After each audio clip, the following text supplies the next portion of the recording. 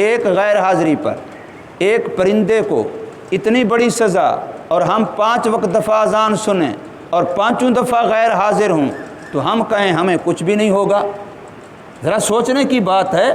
میرا ملازم اگر غیر حاضر ہو وہ تو مجرم بن جاتا ہے، وہ میری مخلوق تو نہیں ہے، میں اس کا خالق تو نہیں ہوں، میں تو چند ٹکے دیتا ہوں اس کو، وہ اگر غیر حاضر ہے وہ تو سزا کا مستحق ہے۔ تو ہم جو اللہ کی طرف سے ندا بھی ہوتی ہے، حیا علی الصلاۃ، حیا علی الصلاۃ، حیا علی الفلاح، حیا علی الفلاح، تمہاری کامیابی اسی میں ہے، اس کی طرف آؤ، اور ہم دن میں 24 گھنٹوں میں 5 مرتبہ غیر حاضر۔ ہمارے مسلمان بھائی ہیں، مسلمان عورتیں ہیں، مسلمان مرد ہیں، سمجھدار ہیں، ذی خرد ہیں، ذی فہم ہیں، عقل والے ہیں، ان سے بات کریں تو وہ ساری دنیا پر تبصرے کر رہے ہوتے ہیں، لیکن حال یہ ہے کہ اپنے ملازم کی غیر حاضری تو سمجھ آتی ہے، لیکن اللہ کے در پر اپنی غیر حاضری سمجھ نہیں آتی۔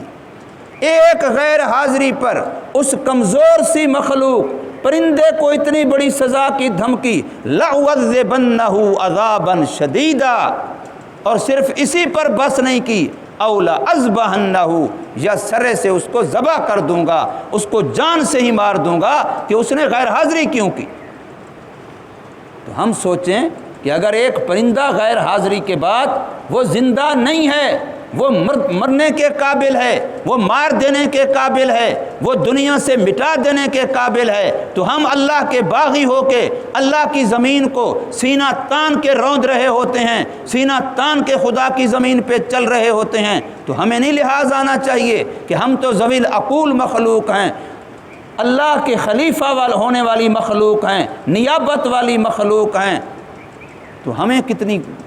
بے حسی ہے کہ ایک پرندہ جو غیر حاضری کرے گا وہ تو مار دینے کے قابل ہے، ذبح کر دینے کے قابل ہے، دنیا میں رہنے کے قابل نہیں ہے، تو ہم جو انسان 24 گھنٹوں میں 5 دفعہ اطلاع بھی دی جاتی ہے، کانوں کو کھٹکایا جاتا ہے، دروازوں کو کھٹکایا جاتا ہے، بتلایا جاتا ہے کہ اللہ کے سامنے جھکنے کا وقت ہو گیا، ہم پھر بھی غیر حاضر ہیں، تو پھر ہم زمین پر چلنے کے قابل ہیں؟ پھر ہم زمین پر رہنے کے قابل ہیں؟ تو اس لیے فرمایا ہاں البتہ تیسری ایک صورت، اولا یاتینی،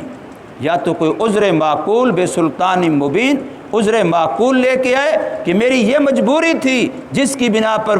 میں غیر حاضر تھا، تو عذر تو اللہ تبارک و تعالی نے اصول بنا دیا، المعذور لا یؤخذ، معذور سے کوئی مواخذہ نہیں ہے۔ آپ نماز نہیں پڑھ سکے، معذور تھے، آپ نے قیام نہیں کیا، معذور تھے،